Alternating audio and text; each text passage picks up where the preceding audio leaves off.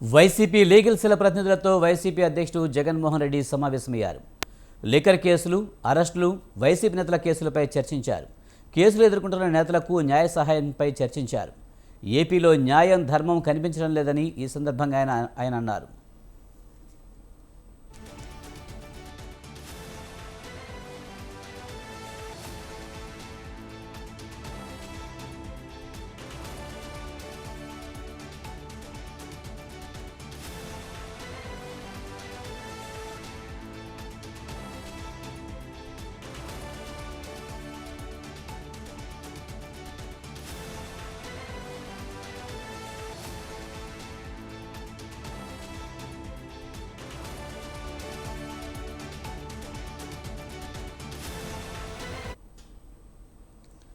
చంద్రబాబు పాలనలో కలియుగ రాజకీయాలు చూస్తున్నామని చెప్పారు. కక్ష సాధింపులతో జైలులో పెడుతున్నారని, బెదిరించి తప్పుడు వాగ్మూలాలు తీసుకుంటున్నారని జగన్ అన్నారు.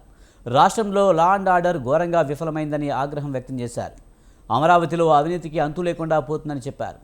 చదరపు అడుగుకు 4,000 పెడితే 5 స్టార్ సదుపాయాలు వస్తాయని చెప్పారు. మొబిలైజేషన్ అడ్వాన్స్ల పేరిట దోపిడీ చేస్తున్నారని, 10% ఇచ్చి 8% కమిషన్లు వసూలు చేస్తున్నారని ఆరోపించారు.